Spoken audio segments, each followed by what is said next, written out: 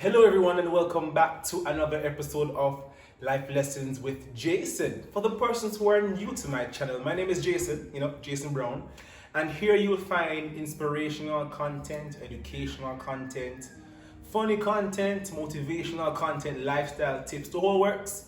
You can find it right here. So if you're new or if you're a returning watcher and you have not subscribed, just click the link, the button below. Yeah, it says subscribe right there.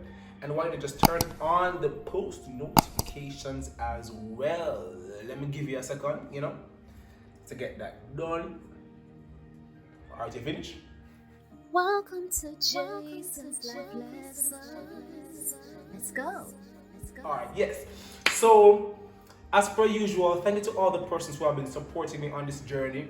I will never stop talking about how appreciative I am of your support. It amazes me all the time to see people watching, commenting. Really appreciate it.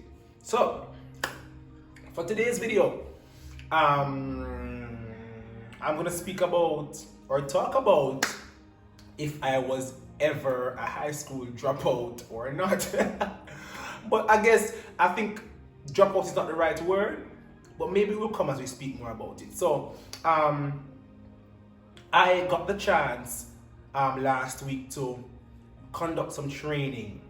I did 9 schools in 5 days, and let me tell you, I think I found, my passion was reignited last week. I had the most amazing time training, feedback, enjoyed myself, and it led me to think about my formative years when I was pursuing my career goals. So I was in 5th form, 3rd going to 4th at Meadowbrook at the time. And you have to choose your subjects for your career path. So I chose the sciences to study. Background. Growing up, I always wanted to be, I have to eat the popcorn too. Growing up, some good popcorn. Yeah, so growing up, I always wanted to be a teacher. From day one.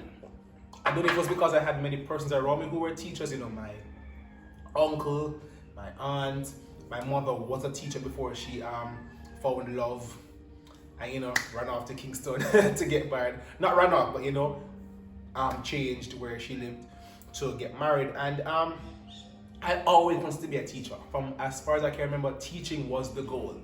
So now, growing up and socializing in high school, nobody wants to be a teacher because teachers don't make no money, and there's no respect, and you have to get a job that gives you money.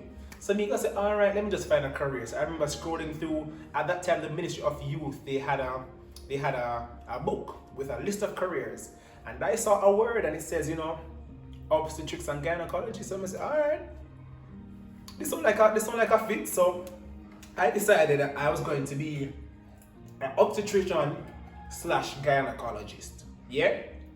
So I was going to be looking up into, you get the point. So I said sciences, teacher dream, got pushed behind because everybody was saying you cannot be a teacher in this time. That didn't make sense for a nice, young, clean, bright boy like you. Teaching, not it. So I gave in to what they said, and I pursued another career path, not because I loved it, but because on the surface, the money I would have been making in that career would have been amazing. And people ever have a baby, and people ever want them something get checked up. So I wouldn't have been out of a work, so out of a job. Yeah, so pursued it, and although I'm not done, so I got all my subjects in C-Sec and CAPE. C-Sec and Unit 1 of CAPE. But it wasn't that it came. The sciences did not come easily to me. So I had to really study. I had to really apply myself. I couldn't just depend on what I was learning in class to take me there. So, and the first gem is be careful of who you tell your dreams because they will sidetrack you from doing what you really love. Yeah? First gem. So, CSEC out of the way, went back to lower 6. I was there pursuing the same dream. So now I'm doing Chem Bio at CAPE. Me go take up Chem and Bio and myself to doing CAPE. Mama, that was a thing. So I did it. I got my results. I passed. But something happened the day when I went to pick up my results from the school. I got there and it's like, after getting the results, I was happy, yes, but then I felt lost. I felt out of it. Couldn't explain why. So, upon going home, may I say, to myself, I'm saying, me don't want to do this no more. I don't want to pursue this career path because I foresee it being troublesome. And then I wasn't enjoying it. I was not enjoying it. And I thought about how to tell my parents. But at this point, me want to stop go school to pursue this, but I have no contingency. I never applied to no university as yet. Nothing was on. I had nothing to fall back on. So, I said, let me tell my father and my mother what I want. So, me call up. I called now kill me. I called a family meeting with my parents, and I'm like, parents, I have something I want to say. So, I'm like,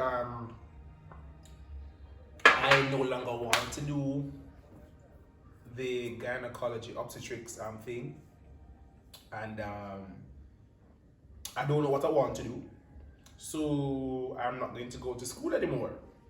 So imagine me at 16 making my way to 17. I go tell my parents, say, I don't want to go to school, but I don't have no job. What am I going to stay home? So my parents struggled to understand it, but I was adamant I was not going to go back to school and waste their time and their money. So I decided not to go back to school. And that is where reality sunk in for me. That was the first time I battled with depression. Let me tell you why. Because you're young, you're impressionable, and mind you, all the friends you would have had now, they would have been actively pursuing their dreams, whether it's going to school at upper six or university. They're making advances, and I'm just there home every day, literally eating and sleeping. I'm not working, not doing anything. So I start to feel as though, so if everybody have direction in their lives and everybody's going about their business, getting better and advancing, why am I just stuck? Why me have to be the one in the 7 million? The 7 million, how much would that hurt? One in that number that me not have no idea what I want to be, what I want to do. Why would that have to be me? And I got so deep in depression, the whole, man, it was so rough for me because at that age, I was like, I should have it together. Everybody else has it together. Everybody seems happy doing their thing. Why me? I did not give myself the time, or I did not know at that time that it was okay to, chart your own path and progress the way you want to when it happens. So, it came to the point where I had to, do something, whether it is to go back to school to do more subjects, because I wouldn't have unit 2 of CAPE, or to apply for a degree. So, I say, I was looking at application online, and I say, this doesn't make sense. What am I going to apply for? What am I good at? I don't know. So I decided, I took some time to assess myself, and I'm like, IT always came natural to me. Never ever studied too hard, always passing. My SBA was the highest in the class and got sent overseas for review. I'm like, IT was it. So I'm saying, let me go study IT. So I applied for a BSc in IT. Mind you, let's backtrack a little bit, A BSc, Bachelor's of Science. Interject to say, I wanted to be a teacher first, got sidetracked by persons, and now I'm applying for IT. Applied for an IT degree from both UTech and UA. I got accepted to both, but when I was reading the letter from UA, it said, Mr. Jason Brown, we're pleased to offer you a space to read for your Bachelor's of Education degree in IT. Man, I said, wait, pause. Stop the car. Stop the car. This doesn't make no sense. I applied for a BSc, not a BEd. So, what may I do at the study a BEd? I don't want to be a teacher. And then I'm like, alright, let me just try it for the first year, and if I don't like it, I'll just switch faculties. So I decided to pursue the BEd, the education degree in IT. And after the first month, I fell in love with the idea of teaching, and I'm like, I'm back where I started. So I'm like, what, let me just try it out. Let me just start out here and see how it goes. And for my entire university journey, My education courses, I aced all of them. I was just ahead of the game. For my practicum, I got A pluses for them. And when I went to the schools for teaching practice, everything just came natural to me. Teaching felt so natural to me. So I said, all right, maybe this is the way I am supposed to. In 2015, I got my first job at JC, and honestly, that just reiterated the point that teaching was for me. The teaching thing, it came so natural. I just felt like I was there. But not just that, I fell in love with the processes of education, which led me to do my master's in educational administration. So now I'm working as an educational manager.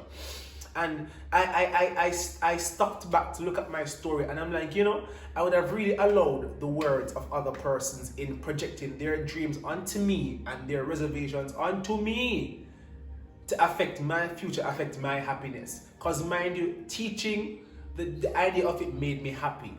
I wanted to do, but I could just not open my mouth to say that I am going to go to school to be a teacher. Who does that? Everybody go for be a lawyer, doctor, scientist, mechanical engineer. Everybody is doing all these other things, and me want to be a teacher.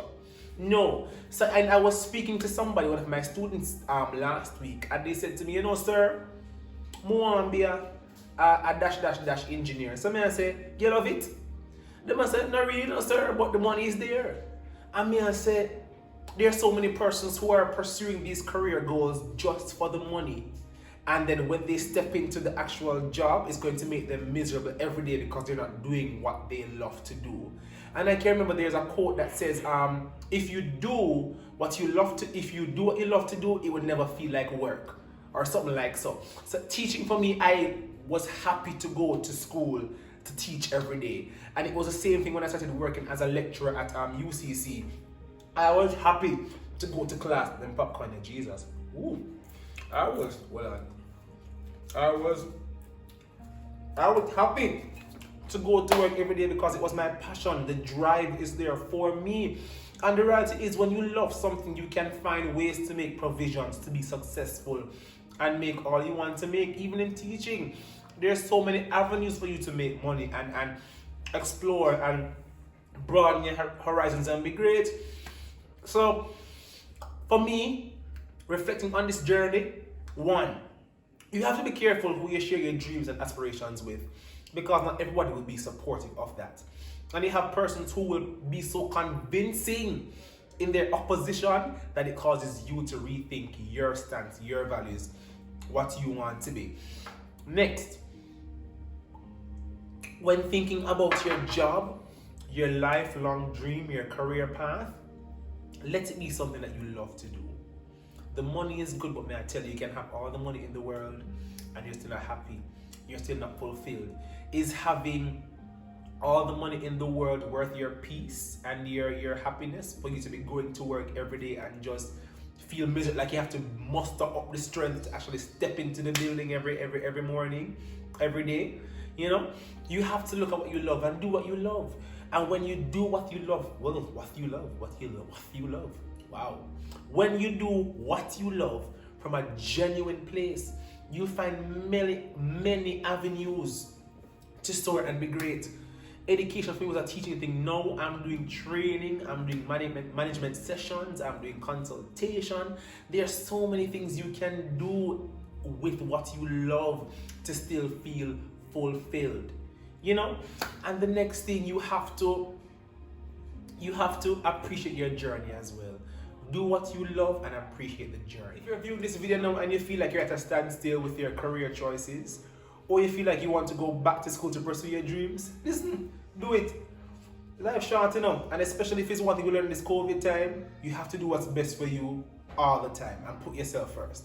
So just it's rough, especially as a child when your parents are not supportive of the decision. The good thing for me is my parents they never understand it, and it was rough in the house, but they supported it, So you have to just put yourself first and do what makes you happy. Pursue your dreams, chart your path, and build a future.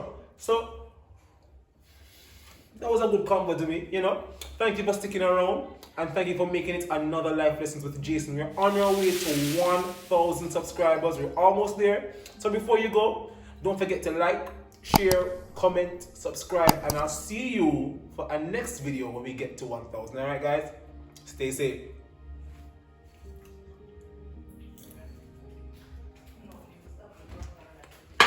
Yeah man, we're done. Yeah.